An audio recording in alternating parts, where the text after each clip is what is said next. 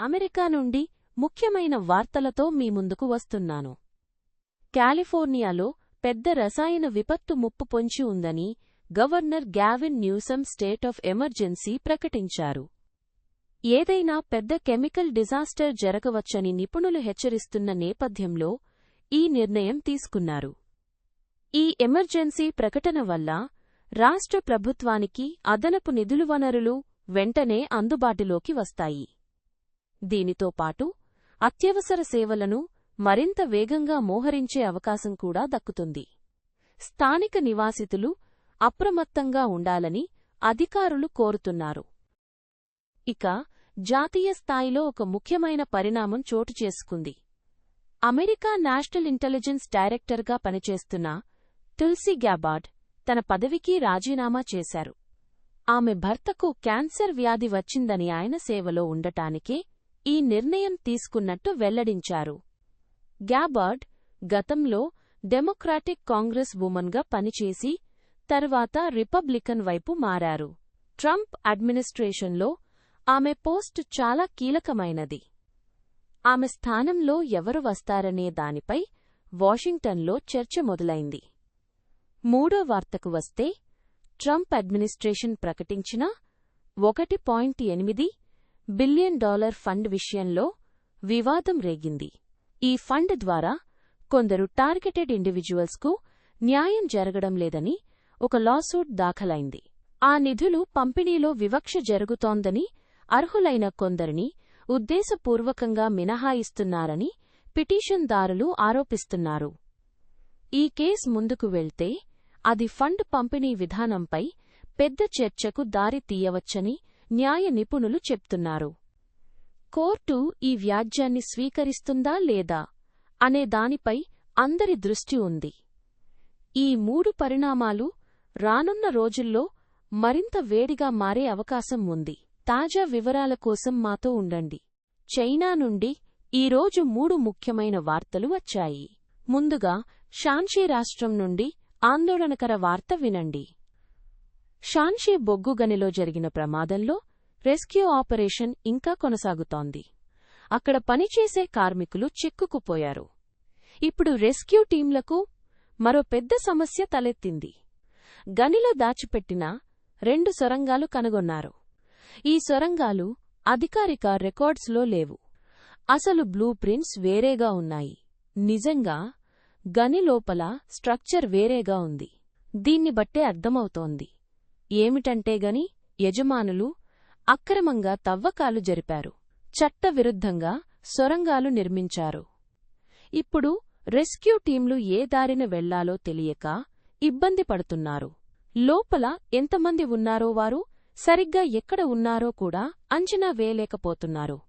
చైనాలో బొగ్గుగని ప్రమాదాలు తరచూ జరుగుతున్నాయి. అక్రమ తవ్వకాలు పెద్ద సమస్యగా మారాయని నిపుణులు చెప్తున్నారు. ఇక రెండో వార్తకు వద్దాం. చైనా మధ్య మరియు తూర్పు ప్రాంతాల్లో భారీ వర్షాలు కురుస్తున్నాయి. చాలా చోట్ల వరద పరిస్థితులు తీవ్రంగా ఉన్నాయి. ప్రభుత్వం ఎమర్జెన్సీ రెస్పాన్స్ విధానాన్ని అమలులో పెట్టింది.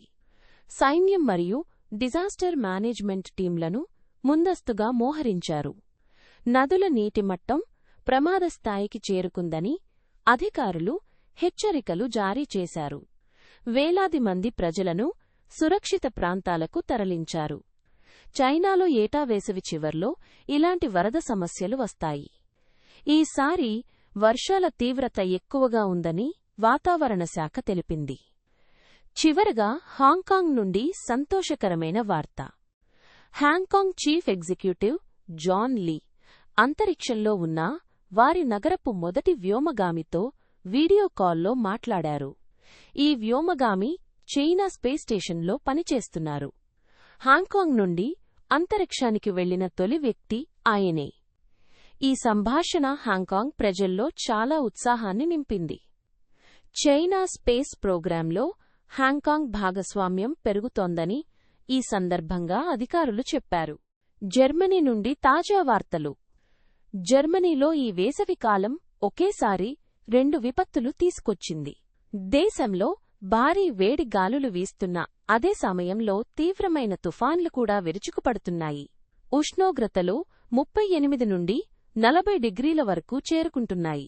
అదేవేళ రాత్రిపూట వేలాది మెరుపులతో కూడిన భారీ వర్షాలు గాలివానలు పలు రాష్ట్రాల్లో నష్టం కలిగిస్తున్నాయి. రోడ్లు నీటిలో మునిగాయి. రైలు సర్వీసులు నిలిపివేశారు. అనేక ప్రాంతాల్లో విద్యుత్ సరఫరా నిలిచిపోయింది. వాతావరణ నిపుణులు చెప్తున్నారు, ఇలాంటి వేడి తుఫాను కలయిక క్లైమేట్ చేంజ్ వల్ల ఇకపై మరింత తరచుగా జరగవచ్చని, పౌరులను జాగ్రత్తగా ఉండమని అధికారులు హెచ్చరించారు. ఇక రాజకీయ రంగంలో వేడి వేరేగా ఉంది. ఎస్పీడీ పార్టీ మాజీ మంత్రి టోర్స్టెన్ ఆల్బిగ్పై తీవ్రంగా విరుచుకుపడింది. ఆల్బిగ్ ఇటీవల ఏఎఫ్డీ పార్టీతో సహకారం పెట్టుకోవాలని సూచించడంతో ఎస్పీడీ నేతలు ఆగ్రహంతో స్పందించారు. ఏఎఫ్డీ అనేది జర్మనీలో విపక్షంలో ఉన్న అతికుడి పార్టీ. దీన్ని ఎస్పీడీ పూర్తిగా వ్యతిరేకిస్తుంది. ఏఎఫ్డీతో ఎటువంటి సంబంధమూ మాకు అంగీకారం కాదు అని పార్టీ నేతలు స్పష్టంగా చెప్పారు. ఆల్బిగ్ ఒకప్పుడు ష్లెస్విగ్ హోల్స్టెయిన్ రాష్ట్ర మంత్రి అధ్యక్షుడు. ఆయన వ్యాఖ్యలు పార్టీలో పెద్ద వివాదాన్ని రేపాయి. వ్యాపార వార్తలకొస్తే ఊబర్ సంస్థ ఒక పెద్ద నిర్ణయానికి సిద్ధమవుతోంది. జర్మన్ ఫుడ్ డెలివరీ దిగ్గజం డెలివరీ హీరోని కొనుగోలు చేయాలని ఊబర్ ప్రణాళికలు వేస్తోందని తెలిసింది. డెలివరీ హీరో అనేది బర్లిన్లో స్థాపించబడిన బహుళజాతి కంపెనీ. ఇది యూరప్, ఆసియా, మిడిల్ ఈస్ట్లో విస్తృతంగా పనిచేస్తోంది. ఈ డీల్ జరిగితే ఇది యూరప్లో ఫుడ్ డెలివరీ మార్కెట్లో అతిపెద్ద విలీనాల్లో ఒకటి అవుతుంది. జర్మనీలో వేల మంది ఉద్యోగుల భవిష్యత్తు దీనిపై ఆధారపడి ఉంది. ఈ వ్యవహారం ఇంకా చర్చల దశలోనే ఉంది. ఇవి జర్మనీ నుండి ముఖ్యమైన వార్తలు. జపాన్ నుంచి నేటి ముఖ్యమైన వార్తలు వినండి. మొదటగా హయోగో ప్రిఫెక్చర్ నుంచి ఒక తీవ్రమైన వార్త. తాత్సునో సిటీలో ఒక తల్లి కూతుళ్లను హత్య చేసిన కేసులో పోలీసులు 42 ఏళ్ల వ్యక్తిపై అరెస్ట్ వారెంట్ జారీ చేశారు. ఈ కేసు స్థానికంగా పెద్ద సంచలనం రేపింది. పోలీసులిప్పుడు దీన్ని పబ్లిక్ ఇన్వెస్టిగేషన్గా మార్చారు. అంటే ప్రజల నుంచి సమాచారం సేకరిస్తున్నారు. నిందితుడు ఇంకా పట్టుబడలేదు కాబట్టి పోలీసులు అప్రమత్తంగా ఉండాలని స్థానికులకు హెచ్చరికలు జారీ చేశారు. ఇలాంటి హత్యలు జపాన్లో చాలా అరుదు కాబట్టి ఈ కేసు యావత్తు దేశం దృష్టిని ఆకర్షిస్తోంది. ఇక రెండో వార్తకు వస్తే, జపాన్లో జువెనైల్ లాని ఆసరా చేసుకుని డార్క్ వెబ్లో నేరాలకు పిల్లలను రిక్రూట్ చేస్తున్న ముఠాలు పట్టుబడ్డాయి. జువెనైల్ లా ప్రకారం 18 ఏళ్లలోపు వయసువారికి శిక్ష తక్కువగా ఉంటుంది. ఈ లూపోల్ను నేరగాళ్లు తమకు అనుకూలంగా మార్చుకున్నారు. డార్క్ వెబ్లో జాబ్ పోస్టింగ్స్ పెట్టి మీరు మైనర్ అయితే శిక్ష తక్కువ అంటూ టీనేజర్లను బురిట్లో దించుతున్నారు. ఇందులో డ్రగ్స్ డెలివరీ, మనీ లాండరింగ్ లాంటి పనులు చేయించే ముఠాలు ఉన్నట్లు తెలుస్తోంది. జపాన్ ప్రభుత్వం ఈ విషయంలో జువెనైల్ లా సంస్కరణలపై తాజాగా చర్చలు మొదలుపెట్టింది. స్కూళ్లలో సైబర్ సేఫ్టీ అవేర్నెస్ పెంచాలని కూడా నిపుణులు డిమాండ్ చేస్తున్నారు. చివరగా ఒక ప్రకృతి వార్త. ఇబారాకి ప్రిఫెక్చర్లో రిక్టర్ స్కేల్పై 3 తీవ్రత గల భూకంపం నమోదైంది. అయితే జపాన్ మెటియోరాలజీ ఏజెన్సీ సునామీ హెచ్చరిక అవసరం లేదని స్పష్టం చేసింది. ప్రాణ నష్టమాస్తి నష్టం ఏమీ జరగలేదు. జపాన్ ప్రపంచంలోనే అత్యంత భూకంప సంభావ్యత కలిగిన దేశం. అక్కడి ప్రజలకు ఇలాంటి చిన్న భూకంపాలు అలవాటే. అయినా ప్రతిసారీ అథారిటీస్ వెంటనే స్పందించడం వల్ల పెద్ద ప్రమాదాలు నివారించబడుతున్నాయి. జపాన్ నుంచి ఈరోజు ముఖ్యమైన వార్తలు ఇవే. నమస్కారం, మీరు చూస్తున్నది ఇండియా వార్తలు. పశ్చిమ బెంగాల్ నుండి ముఖ్యమైన వార్త వస్తోంది. ఫాల్టా నియోజకవర్గంలో జరిగిన రీపోల్ ఫలితాల్లో బీజేపీ అభ్యర్థి దేబాంశు పాండా భారీ మెజారిటీతో ముందున్నారు. గత ఎన్నికల్లో హింస అక్రమాలు జరిగాయని ఆరోపణలు రావడంతో ఈ స్థానంలో మళ్లీ పోలింగ్ నిర్వహించారు. ఈ ఫలితం బీజేపీకి ఆ ప్రాంతంలో పట్టు పెరగడానికి సంకేతంగా కనిపిస్తోంది. అదే సమయంలో తృణమూల్ కాంగ్రెస్కు ఇది పెద్ద దెబ్బగా రాజకీయ వర్గాలు భావిస్తున్నాయి. ఈ ఫలితాలు రాష్ట్ర రాజకీయాల్లో తీవ్రమైన చర్చకు దారితీస్తున్నాయి. ఇక హైదరాబాద్ నుండి దిగ్భ్రాంతికర వార్త. మసాబ్ ట్యాంక్ ప్రాంతంలో జరిగిన హిట్ అండ్ రన్ ఘటనలో ఒక న్యాయవాది మృతి చెందారు. వేగంగా వచ్చిన వాహనం ఆయన్ను ఢీకొని పారిపోయింది. స్థానికులు చెప్పిన దాని ప్రకారం అది చాలా దారుణంగా జరిగింది. పోలీసులు వాహనం గుర్తింపు కోసం సీసీటీవీ ఫుటేజ్ పరిశీలిస్తున్నారు. హైదరాబాద్ రోడ్లపై వేగ నిర్లక్ష్యం మళ్లీ ప్రాణాలు తీసిందని ప్రజలు ఆగ్రహం వ్యక్తం చేస్తున్నారు. ఇప్పుడు దౌత్యపరమైన వార్తకు వద్దాం. అమెరికా విదేశాంగ మంత్రి మార్కో రూబియో భారత్ పర్యటనకు వచ్చారు. ప్రధాని నరేంద్ర మోదీతో ఆయన సమావేశమై 2 దేశాల మధ్య బైలాటరల్ టైస్ గురించి చర్చలు జరిపారు. రక్షణ సహకారం, ట్రేడ్ మరియు ప్రాంతీయ భద్రతా అంశాలు ఈ చర్చల్లో ప్రధానంగా ఉన్నాయని సమాచారం. ట్రంప్ ప్రభుత్వం అధికారం చేపట్టిన తర్వాత ఉన్నతస్థాయి అమెరికన్ అధికారి భారత్ సందర్శించడం ఇది మొదటిసారి కావడంతో దీనికి ప్రత్యేక ప్రాధాన్యత వస్తోంది. ఈ సమ్మిట్ భారత్ అమెరికా సంబంధాలను మరింత బలోపేతం చేస్తుందని కేంద్రం ఆశాభావం వ్యక్తం చేసింది. మీకు ఇవి ఇండియా వార్తలు. మరిన్ని అప్డేట్స్ కోసం మాతో ఉండండి. బ్రిటన్ నుండి ముఖ్యమైన వార్తలు వింటున్నారు. ఈ రోజు యునైటెడ్ కింగ్డమ్లో 3 కీలకమైన అంశాలు మీ ముందుకు తీసుకొస్తున్నాం. మొదటగా వాతావరణ వార్త. యూకేలో ఈ వేసవి చరిత్రని తిరగరాయబోతోంది. వాతావరణ నిపుణులు చెప్తున్న దాని ప్రకారం ఈ హీట్వేవ్ బ్రిటన్ చరిత్రలోనే అత్యంత తీవ్రమైనదిగా నమోదు కావచ్చు. సాధారణంగా చల్లగా ఉండే ఇంగ్లండ్లో ఇంత వేడిమి చాలా అరుదు. ప్రజలు నీళ్లు ఎక్కువగా తాగాలని, నేరుగా ఎండలో తిరగడం తగ్గించాలని అధికారులు హెచ్చరిస్తున్నారు. వృద్ధులు, పిల్లలు మరింత జాగ్రత్తగా ఉండాలని వైద్య నిపుణులు సూచిస్తున్నారు. వాతావరణ మార్పుల కారణంగా ఇలాంటి ఎక్స్ట్రీమ్ వేడి ముందు మరింత తరచుగా వస్తుందని శాస్త్రవేత్తలు హెచ్చరిస్తున్నారు. ఇక రెండో వార్తకి వస్తే దేశవ్యాప్తంగా నిరసనలు రగిలిస్తున్న ఒక కోర్టు తీర్పు గురించి మాట్లాడాలి. అత్యాచారానికి పాల్పడిన అబ్బాయిలకు జైలు శిక్ష విధించడానికి ఒక బ్రిటిష్ జడ్జి నిరాకరించారు. ఈ నిర్ణయం మీద సాధారణ ప్రజల నుండి మొదలుకుని రాజకీయ నేతల వరకు తీవ్రమైన అసంతృప్తి వ్యక్తమవుతోంది. బాధితుల హక్కుల సంఘాలు ఈ తీర్పుని తీవ్రంగా వ్యతిరేకిస్తున్నాయి. నేర న్యాయ వ్యవస్థ పట్ల సమాజంలో ఇప్పటికే ఉన్న అనుమానాలు ఈ సంఘటనతో మరింత పెరిగాయి. ఈ కేసుని ఉన్నత కోర్టుకి తీసుకెళ్తారా అన్న చర్చ ఇప్పుడు జోరుగా సాగుతోంది. చివరగా స్కాట్లాండ్ నుండి ఒక ఆర్థిక వివాదాస్పద వార్త. ఎస్ఎన్పి అంటే స్కాటిష్ నేషనల్ పార్టీ నిధుల దుర్వినియోగంపై జరుగుతున్న దర్యాప్తు ఇప్పటి వరకు పన్ను చెల్లింపుదారుల సొమ్ము నుండి ఏకంగా £2 మిలియన్ ఖర్చు చేసింది. ఈ పార్టీ అంతర్గతంగా డబ్బులు తప్పుగా వాడారన్న ఆరోపణలు చాలా కాలంగా వస్తున్నాయి. దర్యాప్తు ముగియలేదు అంటే ఖర్చు ఇంకా పెరుగుతుందన్నమాట. స్కాట్లాండ్ ప్రజలు ఇప్పుడు ప్రశ్నిస్తున్నారు, ఒక పార్టీ వ్యవహారాలు చూడడానికి ప్రభుత్వ డబ్బు ఎందుకు పోవాలని. ఇవి యునైటెడ్ కింగ్డమ్ నుండి నేటి ముఖ్యమైన వార్తలు. ఫ్రాన్స్ వార్తలకు స్వాగతం. ముందుగా వాతావరణ వార్త. ఫ్రాన్స్లో ఈ సీజన్లో అసాధారణంగా తొందరగా వేసవి వేడి మొదలైంది. సాధారణంగా జూలై నెలలో వచ్చే హీట్ వేవ్ ఈసారి చాలా ముందే వచ్చింది.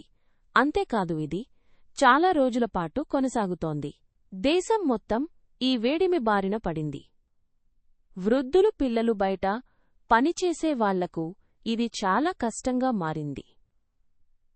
వాతావరణ శాస్త్రవేత్తలు దీన్ని క్లైమేట్ చేంజ్తో ముడిపెడుతున్నారు. గత కొన్నేళ్లలో ఫ్రాన్స్ పదే తీవ్రమైన హీట్ వేవ్స్ చూస్తోంది. ప్రభుత్వం ప్రజలను హెచ్చరించింది, నీళ్లు బాగా తాగండి, మధ్యాహ్నం ఎండలో బయటకు వెళ్లకండి అని. ఇప్పుడు కాన్స్ నుంచి శుభవార్త. ప్రపంచ ప్రఖ్యాత కాన్స్ ఫిల్మ్ ఫెస్టివల్లో ఈసారి అత్యున్నత పురస్కారం పాల్మే డియోర్ రొమేనియన్ దర్శకుడు క్రిస్టియన్ ముంగ్యూ తీసిన ఫ్యోర్డ్ చిత్రానికి దక్కింది. ముంగ్యూ ఇప్పటికే 2007లో 4 మంత్స్ 3 వీక్స్ అండ్ 2 డేస్ చిత్రానికి పాల్మే డియోర్ గెలుచుకున్నారు. మళ్లీ ఇదే అవార్డు గెలవడం ఆయన్ని అరుదైన దర్శకుల జాబితాలో చేర్చింది. కాన్స్ ఫెస్టివల్ ఫ్రాన్స్కు సాంస్కృతికంగా చాలా ముఖ్యమైనది. ప్రతి సంవత్సరం యావత్తు సినీ ప్రపంచం ఇక్కడికి వస్తుంది. చివరగా ఒక విషాదకరమైన వార్త. ప్యారిస్ సమీపంలో ఉన్న విల్వార్డ్ క్యాంపింగ్ స్థలంలో ఒక టీనేజర్ మరణించారు. పోలీసులు ఈ కేసులో ఒక మైనర్ని అదుపులోకి తీసుకున్నారు. ఇద్దరూ వయసులో చిన్నవాళ్లే. ఈ సంఘటన చాలామందిని షాక్కు గురిచేసింది. దర్యాప్తు మొదలైంది. సంఘటన జరిగిన తీరు గురించి పోలీసులు లోతుగా విచారిస్తున్నారు. ఈ వేసవి సీజన్లో క్యాంపింగ్కి వెళ్లిన పిల్లల భద్రత తల్లిదండ్రులకు ఆందోళన కలిగిస్తోంది. ఇవే ఫ్రాన్స్ నుంచి నేటి ముఖ్యమైన వార్తలు. బ్రెజిల్ నుండి ముఖ్యమైన వార్తలు వినండి. మొదటగా రాజకీయ వార్త. దాటాఫోలా సంస్థ నిర్వహించిన తాజా పోల్ ఫలితాలు బ్రెజిల్లో చర్చ రేపుతున్నాయి. ఈ పోల్ ప్రకారం అధ్యక్షుడు లులా ఫ్లావియో బోల్సోనారోపై స్పష్టమైన ఆధిక్యత సాధించారు. అయితే ఈ ఫలితాలపై అధికార పార్టీ పీటీ మరియు విపక్షం పీఎల్ రెండూ కూడా అతిగా సంతోషపడకూడదని జాగ్రత్తగా అడుగులు వేయాలని తమ నేతలకు సూచించాయి. ఎందుకంటే ఎన్నికలకు ఇంకా చాలా సమయం ఉంది. ఒక పోల్ ఆధారంగా తుది అంచనాలకు రావడం సరికాదు అని నేతలు భావిస్తున్నారు. బ్రెజిల్ రాజకీయాల్లో ఈ రెండు కుటుంబాల మధ్య పోటీ రోజురోజుకూ తీవ్రమవుతున్న నేపథ్యంలో ఈ పోల్ చాలా ప్రాధాన్యత సంతరించుకుంది. ఇక రెండో ముఖ్యమైన వార్తకు వస్తే, బ్యాంకో మాస్టర్ స్కాండల్ ఇప్పుడు మరింత జటిలంగా మారింది. ఈ కేసులో కీలక నిందితుడు వోర్కారో తరఫు న్యాయవాది హఠాత్తుగా డిఫెన్స్ నుండి తప్పుకున్నారు. దీంతో ప్లీ డీల్ సాధ్యాసాధ్యాలపై అనుమానాలు మొదలయ్యాయి. న్యాయవాది వెళ్లిపోవడంతో వోర్కారో ప్లీ డీల్ దాదాపు అసాధ్యమని నిపుణులు చెబుతున్నారు. ఈ బ్యాంకింగ్ స్కాండల్ బ్రెజిల్ ఆర్థిక రంగంలో చాలా పెద్ద దుమారం రేపింది. వేల కోట్ల రియాల్స్ మోసానికి సంబంధించిన ఈ కేసు విచారణ ఎక్కడకు చేరుతుందో అని ప్రజలు ఆసక్తిగా చూస్తున్నారు. చివరగా ఒక రాజకీయ వివాదం గురించి చెప్పాలి. బ్రెజిల్లో ఇప్పుడు వారానికి 6 రోజులు పనిచేయాలా వద్దా అనే చర్చ జరుగుతోంది. 6-1 వర్క్ స్కెడ్యూల్ మార్చాలని కొందరు డిమాండ్ చేస్తున్నారు. ఈ డిబేట్ మధ్యలో సెనేటర్ క్లెటిన్యో చేసిన వ్యాఖ్యలు పెద్ద దెబ్బతిన్నాయి. కార్మికులు ఎక్కువ పనిచేయటం సమస్య కాదు అనే తరహాలో ఆయన మాట్లాడటంతో విమర్శలు వెల్లువెత్తాయి. సామాజిక మాధ్యమాల్లో ఆయనపై నిరసన తీవ్రంగా ఉంది. బ్రెజిల్ కార్మిక వర్గం ఈ అంశంపై చాలా సున్నితంగా స్పందిస్తోంది. ఇవి బ్రెజిల్ నుండి ఈ రోజు ముఖ్యమైన వార్తలు. ఇటలీ నుండి ముఖ్యమైన వార్తలు వినండి. మొదట మాల్దీవుల్లో జరిగిన విషాద ఘటన గురించి మాట్లాడుకుందాం. అక్కడ సముద్రంలో డైవింగ్ చేసిన ఇటాలియన్లకు సంబంధించిన కొత్త వివరాలు బయటకు వస్తున్నాయి. సొరంగంలోకి దిగే ముందు వారు తమ టార్చిని వదిలిపెట్టారని తెలిసింది. అంటే చీకటి సొరంగంలోకి వెలుతురు లేకుండా వెళ్లారన్నమాట. నిపుణులు ఇది చాలా పెద్ద తప్పు అని వారు అసాధారణమైన రిస్క్ తీసుకున్నారని చెప్తున్నారు. ఇంత ప్రమాదకరమైన పరిస్థితిలో ఎందుకు ముందుకు వెళ్లారనే విషయంపై ఇంకా దర్యాప్తు జరుగుతోంది. మాల్దీవు అధికారులు ఇప్పటివరకు విచారణ ఫలితాలను బహిరంగంగా చెప్పలేదు. ఆ కుటుంబాలు సమాధానం కోసం ఎదురుచూస్తున్నాయి. ఇక రెండో వార్తకు వద్దాం. ఇటలీలో ప్రసిద్ధమైన ఫోర్టే డే మార్మీ బీచ్ టౌన్లో విదేశీయుల పెట్టుబడులు పెరుగుతున్నాయి. అక్కడ మొత్తం 90 బీచ్ క్లబ్లలో 30 క్లబ్స్ ఇప్పుడు అరబ్బులు మరియు రష్యన్ల చేతుల్లో ఉన్నాయి. అంటే దాదాపు 3/4 ఆస్తులు విదేశీయుల దగ్గర ఉన్నాయి. ఫోర్టే డే మార్మీ అనేది ఇటాలియన్ ధనికులు యూరోపియన్ సెలబ్రిటీలు వేసవిలో వెళ్లే ఖరీదైన బీచ్ రిసార్ట్. ఇక్కడ బీచ్ క్లబ్ అంటే కేవలం స్నానపు గుడిసె కాదు, కోట్ల విలువైన వ్యాపార కేంద్రం. ఇటాలియన్లు ఈ పెరుగుతున్న విదేశీ ఓనర్షిప్ గురించి ఆందోళన పడుతున్నారు. సాంప్రదాయ ఇటాలియన్ బీచ్ సంస్కృతి పోతుందని కొందరు బాధపడుతున్నారు. చివరగా రాజకీయ వార్త. 2026లో ఇటలీలో పెద్ద మ్యునిసిపల్ ఎలక్షన్స్ జరగబోతున్నాయి. రోమిలన్ వంటి ప్రధాన నగరాలతో పాటు మరెన్నో పట్టణాల్లో ఈ ఎన్నికలు జరుగుతాయి. ప్రధాని మెలోని నేతృత్వంలోని రైట్ వింగ్ సంకీర్ణానికి ఇవి పెద్ద పరీక్ష. ముఖ్యంగా రోమిలన్ వంటి నగరాలు ఎవరి చేతిలో ఉంటాయనేది జాతీయ రాజకీయాలను ప్రభావితం చేస్తుంది.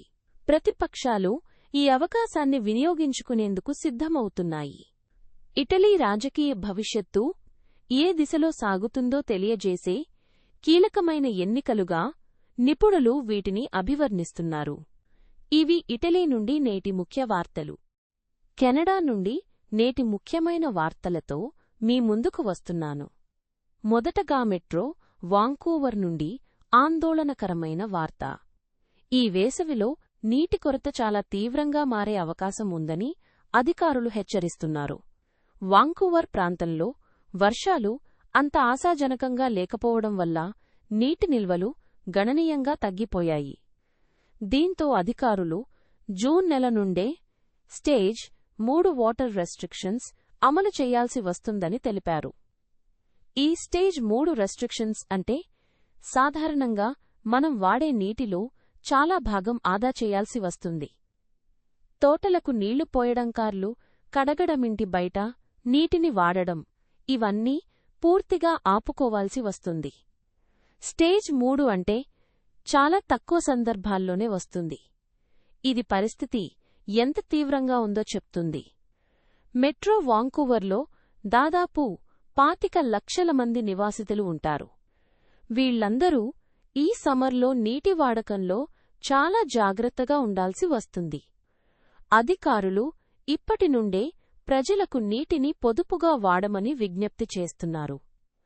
పరిస్థితి మరింత దిగజారితే స్టేజ్ 4కి కూడా వెళ్లవచ్చని నిపుణులు చెప్తున్నారు. ఇక మరో వార్తకు వద్దాం. ఆంటారియో రాష్ట్రంలోని మిసిసాగా నగరంలో జరిగిన ప్రాణాంతక దాడి కేసులో పోలీసులు ముఖ్యమైన పురోగతి సాధించారు. కత్తి దాడిలో ఒక వ్యక్తి మృతి చెందిన ఈ కేసులో నిందితుణ్ణి పోలీసులు గుర్తించారు. పీల్ రీజియన్ పోలీసులు నిందితుని వివరాలు బహిరంగపరుస్తూ అతన్ని పట్టుకోవడానికి ప్రజల సహాయం కోరారు. ఈ దాడి స్థానిక నివాసితులలో తీవ్రమైన భయాందోళనలు కలిగించింది. పోలీసులు దర్యాప్తు కొనసాగిస్తున్నారు. త్వరలోనే అరెస్టు జరుగుతుందని అధికారులు ఆశాభావం వ్యక్తం చేస్తున్నారు. ఇవి నేటి కెనడా ముఖ్య వార్తలు. మళ్ళీ కలుద్దాం. యూరప్ మొత్తం ఈ వారం వేసవి వడగాల్పులతో వణికిపోతోంది. బ్రిటన్, ఫ్రాన్స్, జర్మనీలలో అసాధారణమైన వేడిమి నమోదవుతోంది. బ్రిటన్లో ఈ సీజన్లో ఇప్పటివరకు లేని అధిక ఉష్ణోగ్రతలు నమోదవుతాయని అంచనా వేస్తున్నారు. ఫ్రాన్స్లో సీజన్ కన్నా ముందే వేసవి వడగాడ్పులు మొదలయ్యాయి. జర్మనీలో మాత్రం వడగాల్పులతో పాటు తీవ్రమైన తుఫాన్లు కూడా ఒకేసారి తాకాయి. శాస్త్రవేత్తలు ఈ పరిస్థితికి వాతావరణ మార్పులే కారణమని చెప్తున్నారు. అదే సమయంలో చైనాలో భారీ వర్షాలు మధ్య మరియు తూర్పు ప్రాంతాలలో వరద అత్యవసర పరిస్థితిని తీసుకొచ్చాయి. వేల మంది ప్రజలను సురక్షిత ప్రాంతాలకు తరలిస్తున్నారు. ఇవన్నీ ప్రపంచవ్యాప్తంగా తీవ్రతరమవుతున్న వాతావరణ సంక్షోభానికి నిదర్శనాలుగా నిపుణులు చెప్తున్నారు. అంతర్జాతీయ వాణిజ్యం విషయానికి వస్తే అమెరికా రైడ్ హేలింగ్ దిగ్గజం ఊబర్ జర్మనీలోని ఫుడ్ డెలివరీ కంపెనీ డెలివరీ హీరోని కొనుగోలు చేయబోతోంది. ఈ డీల్ యూరప్ మార్కెట్లో ఊబర్ ఆధిపత్యాన్ని మరింత పటిష్టం చేస్తుందని విశ్లేషకులు అంటున్నారు. భారత్ అమెరికా సంబంధాల విషయంలో ముఖ్యమైన పరిణామం నమోదైంది. అమెరికా విదేశాంగ మంత్రి మార్కో రూబియో భారత్ పర్యటనలో ప్రధాని మోదీతో సమావేశమయ్యారు. రెండు దేశాల మధ్య ద్వైపాక్షిక సంబంధాలు, ట్రేడ్ భద్రతా అంశాలపై చర్చలు జరిగాయి. ట్రంప్ అధికారంలోకి వచ్చిన తర్వాత రూబియో ఇండియా పర్యటన వ్యూహాత్మకంగా ముఖ్యమైనదిగా పరిగణిస్తున్నారు. ఇక సాంస్కృతిక రంగంలో ఫ్రాన్స్లో జరిగిన కాన్స్ చలనచిత్ర పండుగలో అత్యున్నత పురస్కారం పాల్మే డియోర్ను రొమేనియా దర్శకుడు క్రిస్టియన్ మున్గియు దర్శకత్వం వహించిన ఫియోడ్ చిత్రం దక్కించుకుంది. ప్రపంచ సినీ అభిమానుల దృష్టి ఈ అవార్డు వైపు మళ్లింది. మీరు గ్లోబల్ న్యూస్ డైజెస్ట్ చూసినందుకు చాలా థాంక్యూ. మీ సమయాన్ని మాకు ఇచ్చినందుకు నిజంగా హృదయపూర్వకంగా కృతజ్ఞతలు చెప్తున్నాను. ఇలాంటి లేటెస్ట్ న్యూస్ అప్డేట్స్ రోజూ చూడాలంటే మన ఛానల్ని ఇప్పుడే సబ్స్క్రైబ్ చేయండి. నోటిఫికేషన్ బెల్ కూడా తప్పకుండా నొక్కండి. ఒక్క నిమిషం కూడా మిస్ అవ్వకుండా అన్ని ఇంపార్టెంట్ అప్డేట్స్ మీకు చేరుతాయి. వరల్డ్ ఎక్కడ మారినా మీరు ఫస్ట్గా తెలుసుకుంటారు. మళ్ళీ కలుద్దాం.